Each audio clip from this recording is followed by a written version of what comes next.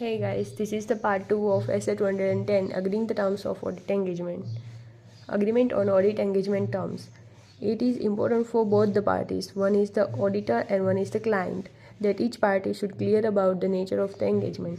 मतलब ये दोनों पार्टी को एंगेजमेंट के नेचर के बारे में पता होना चाहिए ताकि reduce to writing should exactly specify the scope of work, ताकि हमें लिखने की ज़रूरत ना पड़े ज़्यादा कुछ एंड उसके ऑडिटर के वर्क को हम अच्छे तरीके से स्पेसिफाई कर सकें.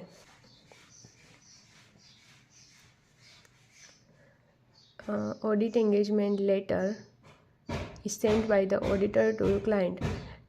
This is the important for MCQ कि एंगेजमेंट लेटर कौन किसको भेजेगा. ऑडिटर अपने क्लाइंट को भेजेगा. According to Essay 210, auditor shall agree the terms of audit engagement TOAE मतलब terms of audit engagement with management और TCWG as appropriate. मतलब ऑडिटर अपने टर्म्स ऑफ एंगेजमेंट को मैनेजमेंट और जहाँ अप्रोप्रिएट होगा वहाँ TCWG के साथ अग्री करेगा.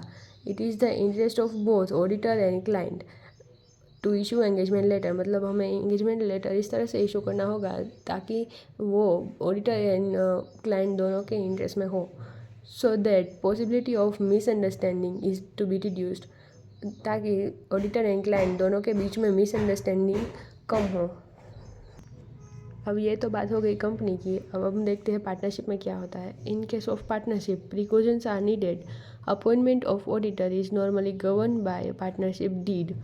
मतलब पार्टनरशिप डीड में लिखा होना चाहिए कि ऑडिटर की अपॉइंटमेंट के बारे में जो प्रिकॉशंस है वो सारे पार्टनरशिप डीड में लिखे होने चाहिए. The accountant approach for undertaking a professional assigned by the firm. A partner of a firm first get a clear idea about the nature of service required and the ensure with the reference of terms of partnership agreement that his appointment is valid. मतलब accountant की appointment के time पहले accountant को nature of service के बारे में जानकारी ले लेनी चाहिए और फिर ये इंश्योर करना चाहिए कि उसकी अपॉइंटमेंट वैलिड है या नहीं. Next, content of audit engagement letter. मतलब ऑडिट एंगेजमेंट लेटर में क्या क्या इंक्लूड होगा. Agreeing the terms of audit engagement shall be recorded. Audit engagement letter or other suitable form of written agreement.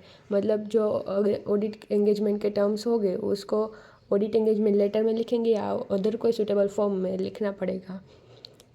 Shall include मतलब ये सारी चीज़ें audit engagement letter में इंक्लूड होगी. First, the objective and scope of audit. Objective and scope of audit मतलब audit का scope क्या है उसका ऑब्जेक्टिव क्या है वो इंक्लूड होना चाहिए.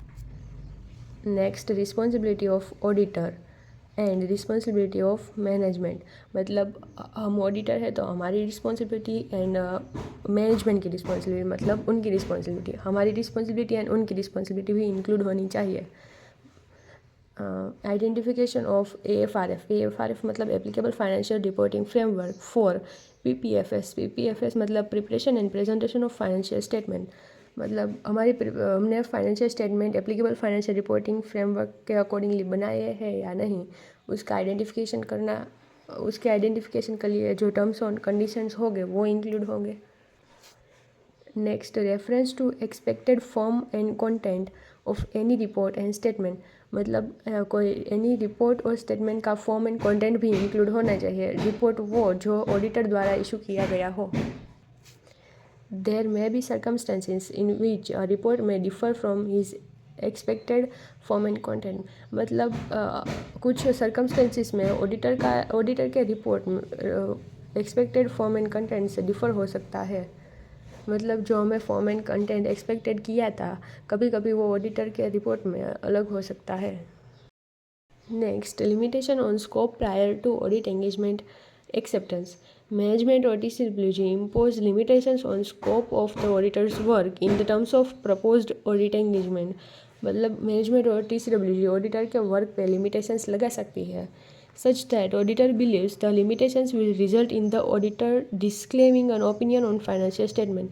मतलब अननेसेसरी अगर कोई मैनेजमेंट और TCWG ने लिमिटेशन लगाई ऑडिटर के वर्क पे तो ऑडिटर अपना ओपिनियन डिस्क्लेमर कर सकता है.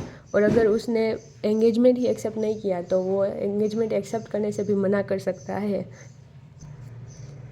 The auditor shall not accept limited engagement as an audit engagement unless required by law और रेगुलेशंस। मतलब ऑडिटर लिमिटेड एंगेजमेंट है वो तब तक एक्सेप्ट नहीं करेगा जब तक लॉ और रेगुलेशंस बोले। मतलब अगर कोई लिमिटेशंस पहले से ही मैनेजमेंट और टीसी ने लगाई हुई है एंगेजमेंट के ऊपर तो ऑडिटर उसे एक्सेप्ट करने से मना कर देगा। So this is all over essay 210 part 2। अगर आपको अच्छा लगा हो तो आपके दोस्तों के साथ भी शेयर करिएगा ताकि वो भी अपने एग्ज़ाम से पहले ऑडिट को रिवाइज कर सके एंड सारे कीवर्ड्स को ओवरव्यू कर सके। बाकी सेंटेंस तो हमें अपने तरीके से बनाने आते ही है। So thank you guys, bye bye.